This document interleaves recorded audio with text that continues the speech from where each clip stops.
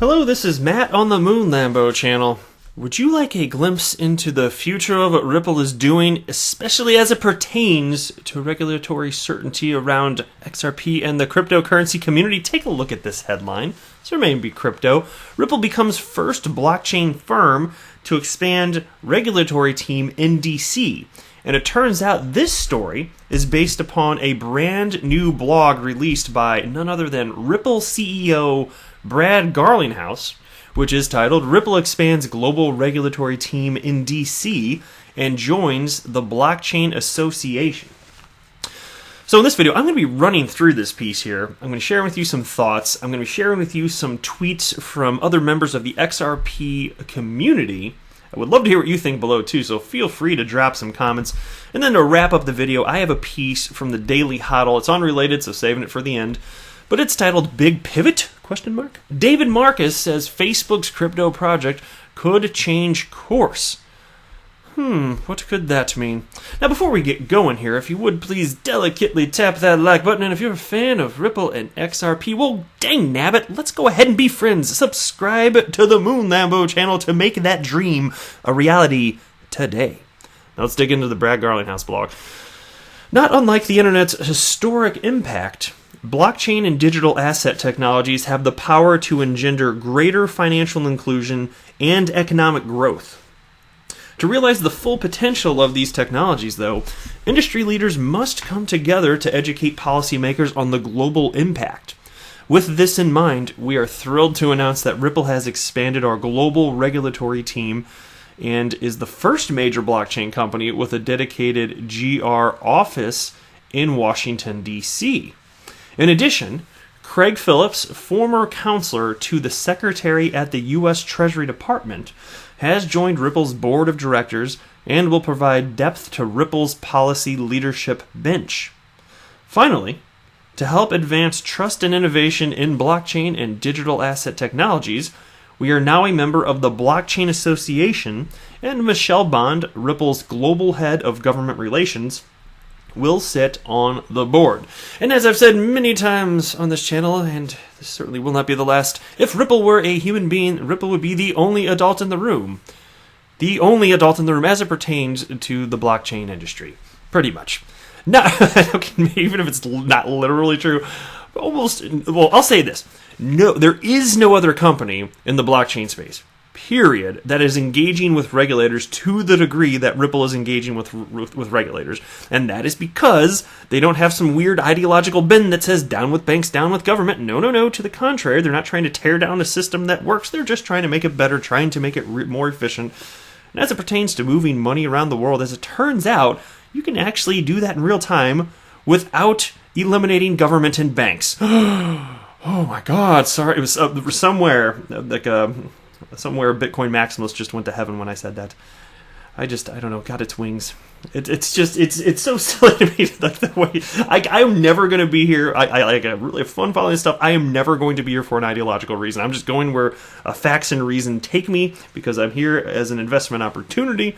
That's it. That's what makes it fun, though. You know, having skin in the game, that's what makes it fun for me to follow this stuff on a daily basis. I'm just saying.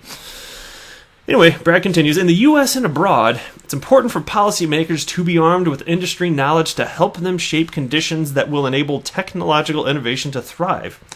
At Ripple, we look forward to continued conversations with policymakers and are building a team that brings a wealth of legislative and policy experience. In his new capacity as a Ripple Board of Directors member, Craig Phillips will provide counsel to Ripple's leadership team and advise on strategic regulatory opportunities as Ripple expands its global network. And we just talked about that in the last video, by the way. And I speculate, you should watch my last video if you haven't. It had to do with the astronaut in the commercial sending money to people on the ground below from space, which kind of fascinated me. I enjoyed the commercial, but they were moving around, by the way, the yen and the Thai baht, seemingly in real time, which makes me think, are these the next two major corridors that are going to be used for on-demand liquidity, which utilizes XRP? It's reasonable to speculate. We'll see, though. Anyway, most recently, he oversaw a regulatory framework development for the financial system under Executive Order 13772. Now, that's a catchy name if I've ever heard a catchy name. As well as efforts to enhance the financial sector's cybersecurity through the Office of Critical Infrastructure Protection and Compliance Policy. Led by Michelle Bond, who has served as the global head of policy at Blockchain and head of global regulatory affairs and public policy at Bloomberg, as well as senior counsel at both the Securities and Exchange Commission and the U.S. Senate Banking Committee. The expanded global regulatory team will be vital advocates and voices as we continue to engage with policymakers worldwide. Bravo, Ripple. We have expanded our global regulatory bench to include Susan Friedman as the International Policy Counsel and Ron Hammond as Manager of Government Relations. Prior to Ripple, Friedman was the senior advisor to CFTC Chairman Heath Tarbert in his previous capacity as Treasury's Assistant Secretary for International Markets. In this role, she regularly advised and collaborated with Treasury officials on matters including international financial services regulation, investment security, and trade. In addition, Hammond joins Ripple having previously served as the legislative assistant to Representative Warren Davidson, where he brought policymakers from both sides of the aisle together to revitalize the Token Taxonomy Act, a policy that initiated the conversation around the need for regulatory clarity. And is anybody wondering at this point, as I've read all of this, how is it that XRP has not been declared a security?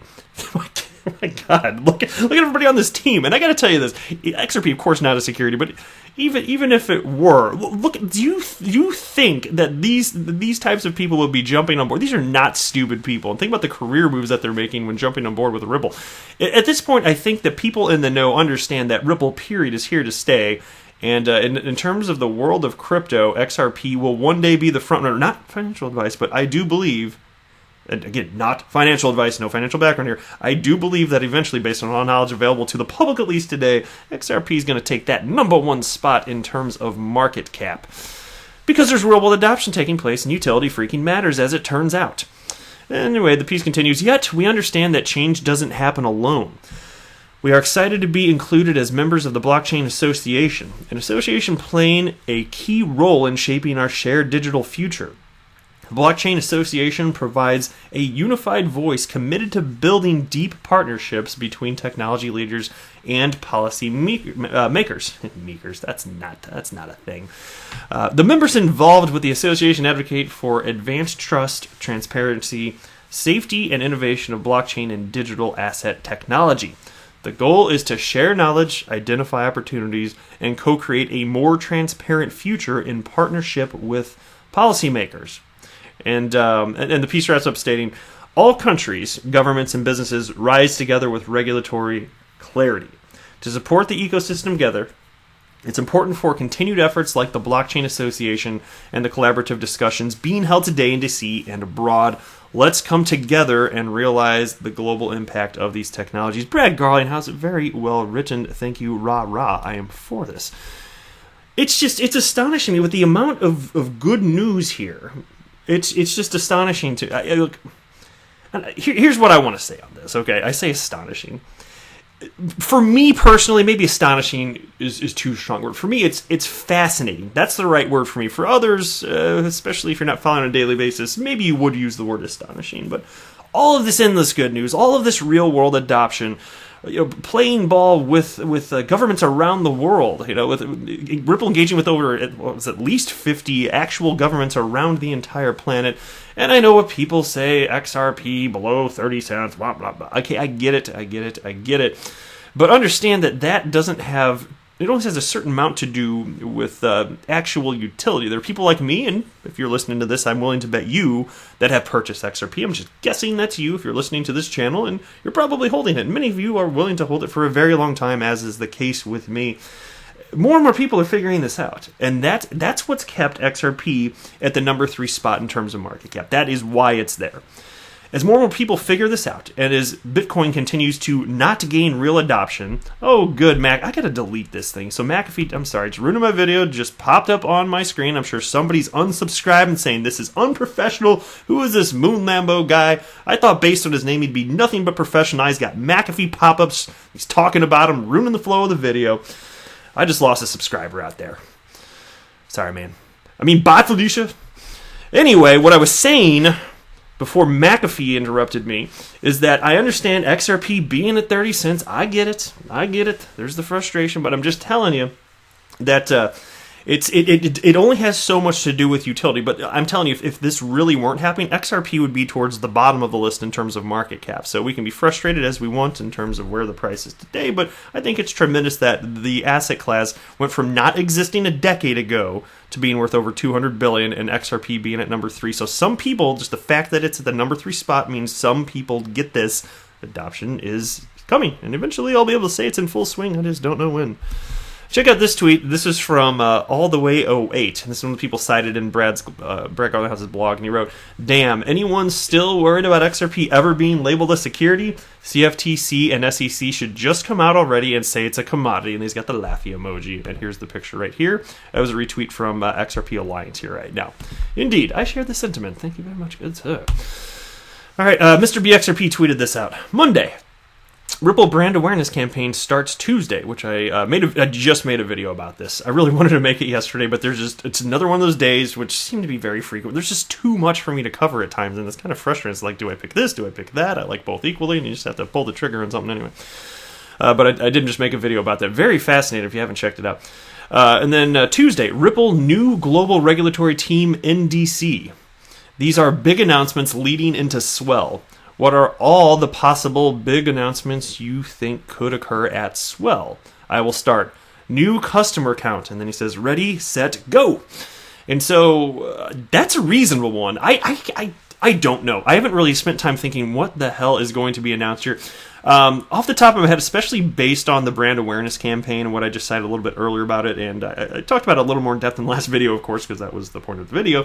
I will not be surprised if new on-demand liquidity corridors that are actually announced as being either officially active in a meaningful way or are about to be active, or a new plan of attack in terms of where Ripple's going, seeking out new customers that will utilize on-demand liquidity with, again, I just want to be clear, I'm sure many of you have learned this by now, on-demand liquidity is the new name for XRapid, which of course utilizes XRP. It's just a rebranding Ripple did, so on-demand liquidity, there we go.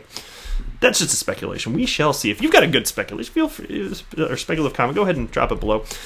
Here's a tweet from XRP Neo. How many former government and SEC employees do you have to have for your company to be considered a quasi-governmental agency? Ripple. And that made me laugh, okay? Because they're just getting all the people, the professional backgrounds, government backgrounds, this and that.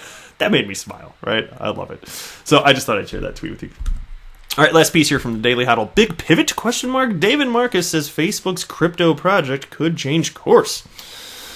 Libra appears to be in the midst of a reversal. After coping with an onslaught of criticism over its controversial cryptocurrency project, Facebook is weighing another path.